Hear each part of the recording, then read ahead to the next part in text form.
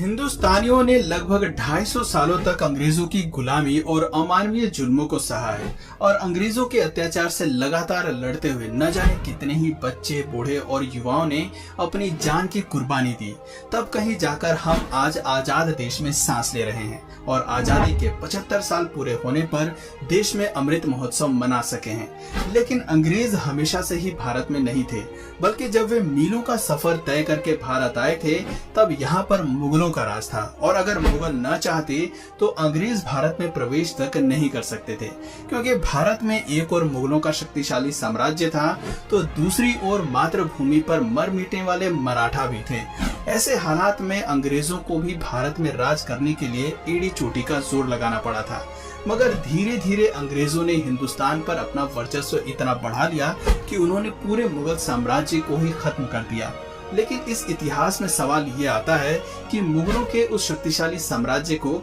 आखिर अंग्रेजों ने किस तरह खत्म किया होगा। आज के इस वीडियो में हम आपको वही दास्तान सुनाने वाले हैं। तो उसी बात पर चलिए शुरू करते हैं इतिहास के एक और नए अध्याय को।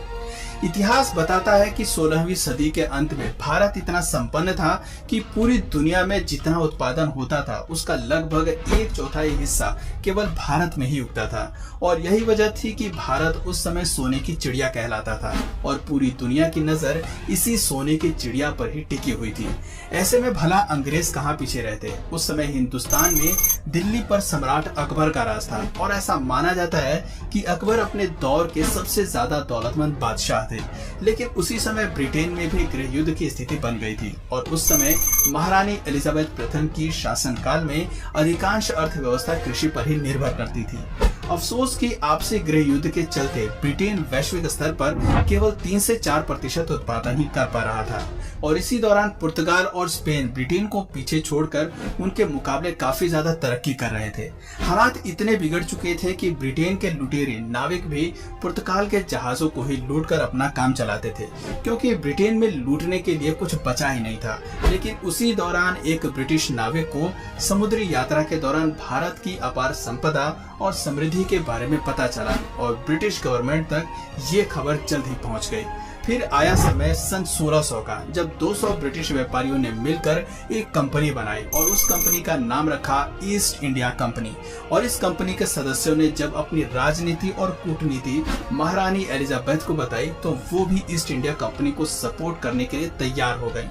इधर भारत में इसी बीच बादशाह अकबर की मौत हो चुकी थी और अकबर के बाद मुगल बादशाह के तख्त पर अकबर के बेटे जहांगीर की ताजपोशी कर दी गई। साल आ चुका था 1608 का। इधर जहांगीर दिल्ली के तख्त पर अंग्रेजों की चाल से बेखबर हिंदुस्तान पर राज कर रहा था और उधर कैप्टन विलियम हॉकिंस समुद्री रास्ते से गुजरात के सूरत में अपने कुछ व्यापारी जहाजों के साथ प्रवेश कर चुके थे और बस उनके आगमन के साथ ही भारत पर ऐसी काली छाया मंडराने लगी कि जिसने भारत को ऐसा काला इतिहास दिया जो सृष्टि के अंत तक भी भुलाया नहीं जा सकेगा।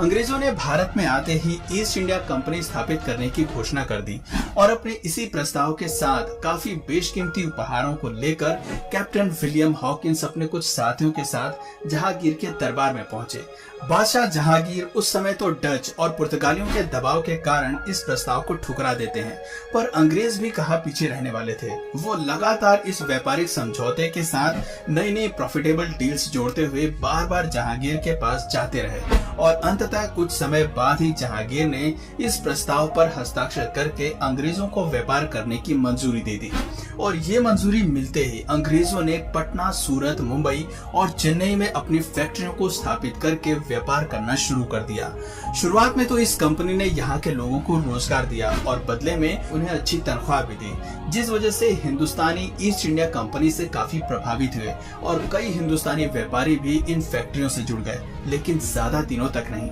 पूरे भारत में ईस्ट इंडिया कंपनी का व्यापार बढ़ता ही चला जा रहा था और अपने बढ़ते व्यापार की वजह से अंग्रेजों के मन में इतना ज्यादा लालच बढ़ गया कि उन्होंने भारत की सत्ता पर ही कब्जा करने की योजना बना डाली और इसी उद्देश्य से 1686 में ब्रिटिशों ने मुगलों के खिलाफ जंग छेड़ दी और औरंगजेब से हुई इस जंग में मुगलों ने ब्रिटिशर्स को बुरी तरह से हरा दिया। इस हार से ब्रिटिशर्स को एक बात तो समझ में आ गई थी कि मुगलों को वो जंग लड़कर तो हरा नहीं सकते, लेकिन उन्हें भारत पर कब्जा भी करना था, जिसके लिए उन्होंने वो कूटनीति अपनाई जिसका फायदा वर्षों बाद भी आज तक भारत के धूर्त नेता उठाते हैं और राज करते हैं। और वो कूटनीति थी डिवाइड एंड रूल की, यानी आपस में फूट डालो और इन पर राज करो। जंग में हारने के बाद ब्रिटिशर्स ने औरंगजेब से माफी मांगते हुए ये वादा किया कि वो दोबारा ऐसी गलती कभी नहीं करेंगे, और औरंगजेब ने भी उन पर कुछ जुर्माना लगाते हुए उन्हें माफ कर दिया और अपना व्यापार उसी तरह चालू रखने की आज्ञा भी दे दी। लेकिन मुगलों द्वारा ब्रिटिशर्स को माफ करना ही मुगलों के अंत का सबसे बड़ा जरिया बना, क्योंकि 1707 में औरंगजेब की मौत के बाद कई लोग मुगल सल्तनत पाने के लिए आपस में ही एक दूसरे से लड़ने लगे। और इसी लड़ाई के चलते एक समय ऐसा आया जब कुछ कमजोर शासक मुगल बादशाह बन गए, जो कि मुगल साम्राज्य को व्यवस्थित ढंग से चला ही नहीं पाए। ये अनुभवहीन मुगल बादशाह रोज नए नए नियम बनाते और उन्हें बदलते रहते, और उनकी इसी तरह की बेवकूफियों के चलते अंग्रेजों को मौका मिल गया अपनी चाल चलने का। दरअसल 1717 में मुगल बादशाह ने अंग्रेजों को एक फरमान जारी किया, जिसमें उन्होंने बहुत छोटी सी रकम सालाना फीस के रूप में देकर बिना किसी लगान या कर के व्यापार करने की इजाजत मिल गई। और इसी दौरान पर्सिया के राजा ने मौका देखकर भारत पर आक्रमण बोल दिया। अब चूंकि ऐसे में मुगल शासक अपनी सत्ता के नशे में इतने खोए हुए थे कि उन्हें अचानक हुए इस आक्रमण के बारे में पता ही नहीं चला, और पर्शियन आर्मी दिल्ली तक पहुंच गई और दिल्ली की गद्दी मुगलों के हाथ से लगभग छूट ही गई थी। स्थिति को पूरी तरह बिगड़ते हुए देखकर मुगल बादशाहों ने तकरीबन 2 करोड़ रुपए, जी हाँ, उस दौर में लगभग 2 करोड़ रुपए और कई बेशकीमती हीरे मोती देकर दिल्ली को बचाया। इतनी बड़ी लूट के बाद मुगल पूरी तरह से कमजोर पड़ गए और अंग्रेजों की साजिश भी उन्हें कुछ कुछ समझ में आने लगी। पर अफसोस कि अब वक्त हाथ से फिसलता जा रहा था और उनका साम्राज्य भी।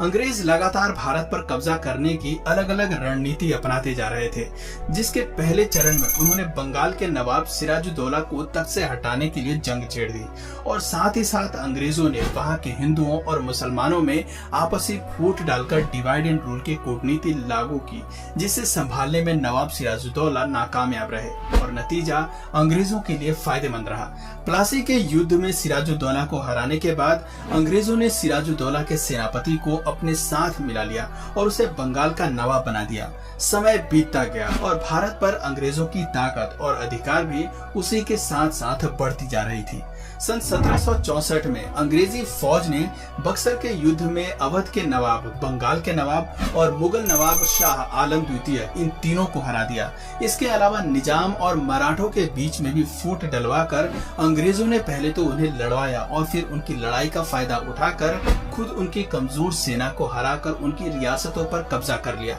और अंग्रेजों ने अपनी इसी रणनीति और कूटनीति को अपनाते हुए 18वीं सदी तक भारत के लगभग हर एक क्षेत्र पर अपना संपूर्ण कब्जा जमा लिया, जिसके बाद उन्होंने व्यापार और अपने अधिकार क्षेत्र की अन्य कई चीजों पर अपनी मनमर्जी के टैक्स लगाकर भी काफी कमाई करी और भारत को अंदर तक लूट लिया। अंग्रेजों को अभी भारत में पूरी तरह से राज करने के लिए कुछ भारतीयों को भी अपने साथ शामिल करना था, और उन्होंने उन बड़े जमींदारों को अपने साथ मिला लिया जिनसे उन्हें आगे चलकर काफी फायदा हो सकता था। यूं तो अंग्रेजों ने भारत में कुछ बहुत अच्छे काम भी किए, जैसे कि एजुकेशन पॉलिसी लागू करना, रोड कंस्ट्रक्शन, रेलवे वगैरह लाना, जिस वजह से कई समाज सुधारक अंग्रेजों से प्रभावित हुए और उनका साथ देने लगे। मगर यही विश्वासघात की वजह थी कि 1857 की स्वतंत्रता क्रांति के दौरान कई बड़े जमींदार और समाज सुधारक अंग्रेजों के साथ हो गए थे, जिसकी वजह से आगे चलकर अंग्रेजों को भारत पर जीत हासिल करने में मदद मिली।